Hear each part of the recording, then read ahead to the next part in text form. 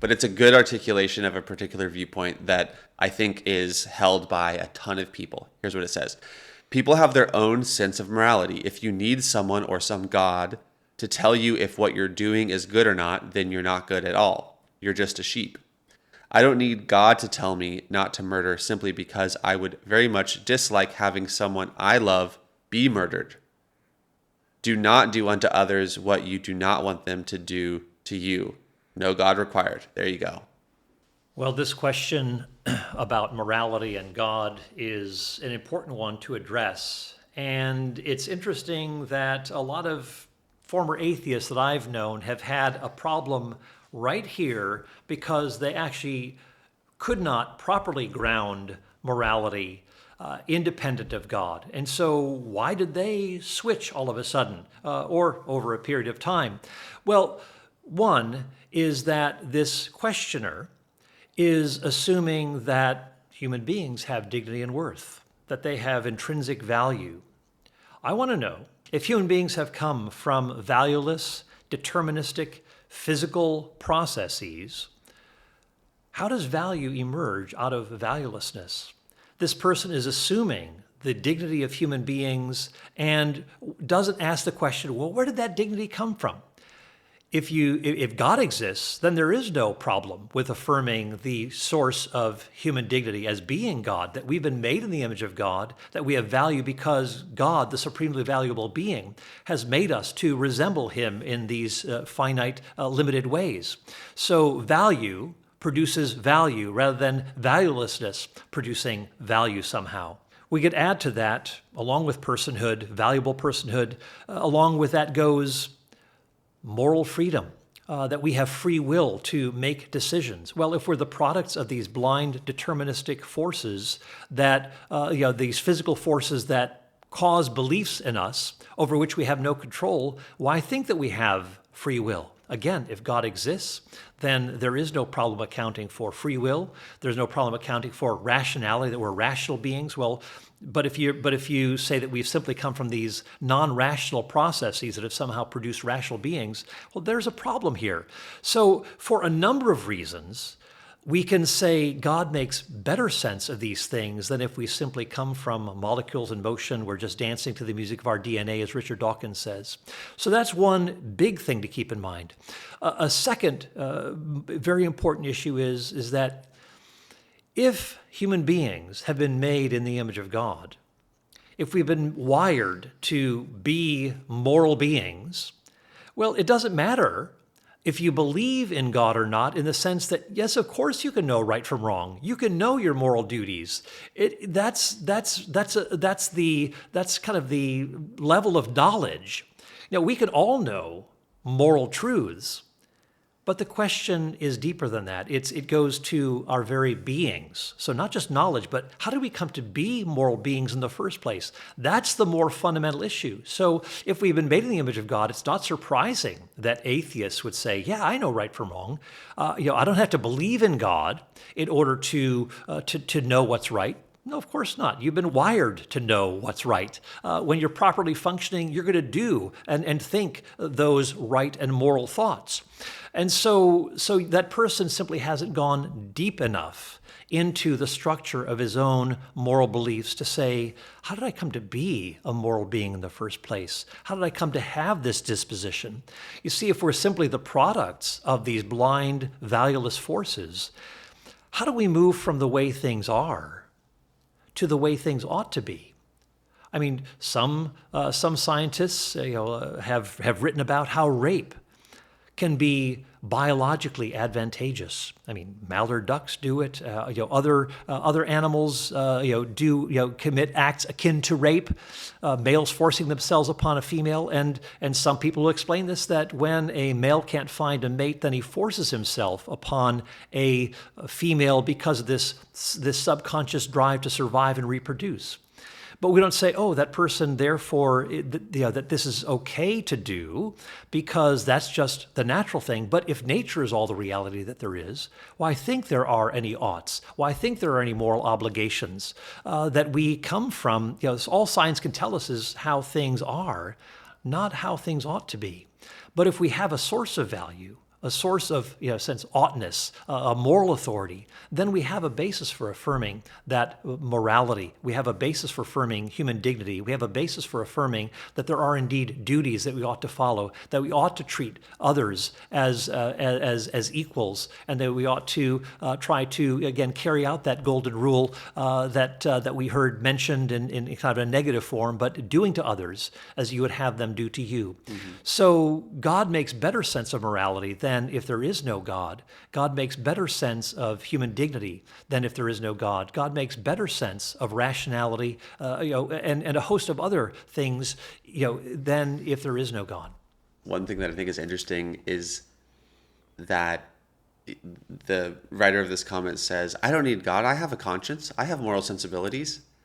And it's just ironic that there's a bit of putting the cart before the horse there, where the person is saying, I don't need a God or any gods because my conscience works great. My moral sensibilities are intact. I don't need, and I think the subtext is, I don't need a book to tell me what's right and wrong. And I think that this exposes a problem that a lot of people have, is they believe that the morality of God exists inside of the Bible, but they don't see that what Christians are saying is that our own moral sensibilities are also derivative of God's nature. Yeah, exactly. That's why we talk about there's general revelation and special revelation, that there are things that we can know apart from the Bible. The Bible will reinforce those things, but there are things that we can know independent of the Bible, and that's why the scriptures are talking about how those who don't have the law of Moses can still do those things that are morally required of us,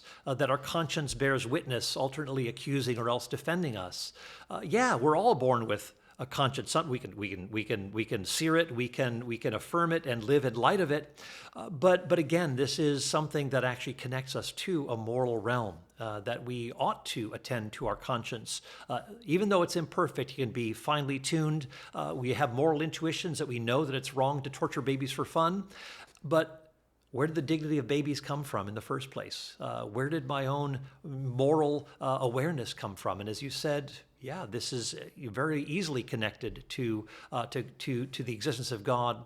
But if we're simply the products of these blind deterministic forces, isn't it interesting that we have somehow evolved to the point where we have these moral sensibilities, these moral intuitions, we have a firm grasp on objective morality, but that is totally by chance, and somehow this product of human beings as being morally enlightened beings, somehow we evolve to the point where we can actually understand that moral realm.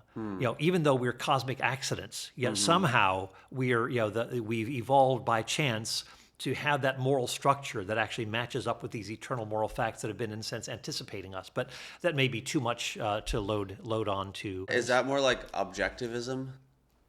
It is a kind of objectivism. That there's, basically it's a non-theistic moral realism, and just assumes a kind of moral structure to the universe, and but yet it's like this immense cosmic accident that human beings have evolved to become valuable beings, and that they can know the moral structure of reality. But it's simply the product of this, incredible cosmic accident. So anyway, but I'll leave it at that. So I do think, I guess my last thought would be this, is that whether it's in the sciences or what you're talking about, the eternal moral realm, I think that you run up to the same problem where you at some point just have to accept things as raw facts, brute facts.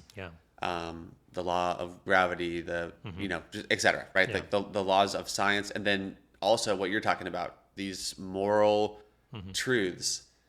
But to me, it just seems so silly, because it just seems like getting 1 inch away from actual explanation and stopping there. Right. And rather than saying, but where would laws come from? You just go, no, don't ask that question. There just are these laws. Right. Period. They're just there. Don't worry about it. It just seems so silly to me. Yeah, and I think you're right in pointing out, when it comes to these brute facts, morality is just a brute fact. Human dignity is just a brute fact. Well, it's a better explanation if you can outdo those brute facts with something much more self-contained and necessary. For example, human beings didn't have to exist. But there is a God who necessarily exists, who is the source of value, and also makes human beings with dignity and worth that can understand this moral realm and live in accordance with it. So theists can go one step further in explaining things. It's kind of like Bertrand Russell when he was asked where the universe came from. Bertrand Russell said, well, the universe is just there, and that's all. Well, no, we can actually do one better than that. We can talk about a source of the finite universe that began 13.8 billion years ago, that there must be something independent of the universe that brought it into existence in the first place. So you can outdo that brute fact of the universe's sheer existence by saying there's actually something that grounds that. And so you're right to want to pursue that. And I would also add this, that just some people say, well, it's either this kind of evolved moral development in human beings, or it's kind of given by the Bible or something. Mm-hmm. And I'd say, well, why? Let's just assume that evolution took place.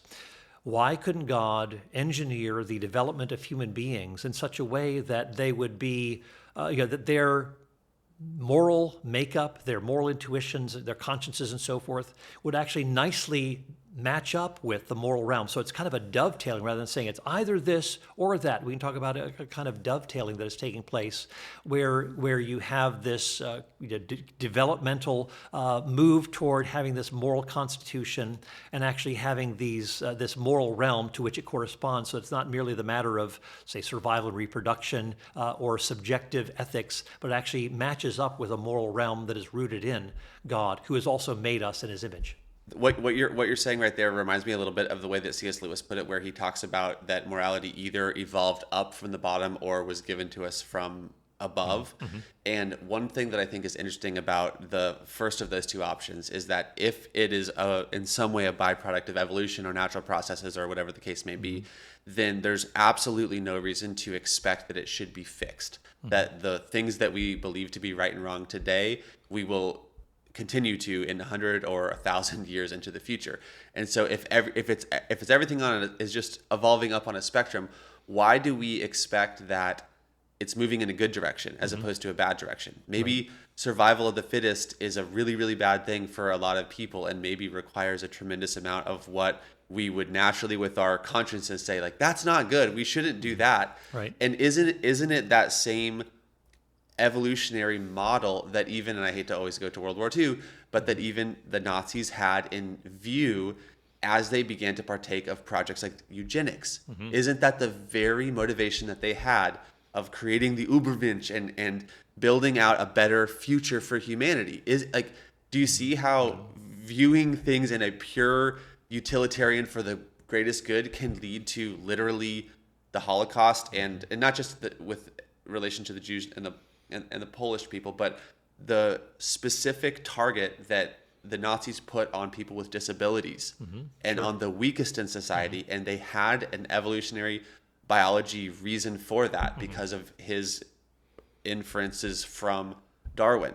So when I look at this, it's like if it's all coming up from the bottom and if it's all evolution, that can literally point you directly to Hitler.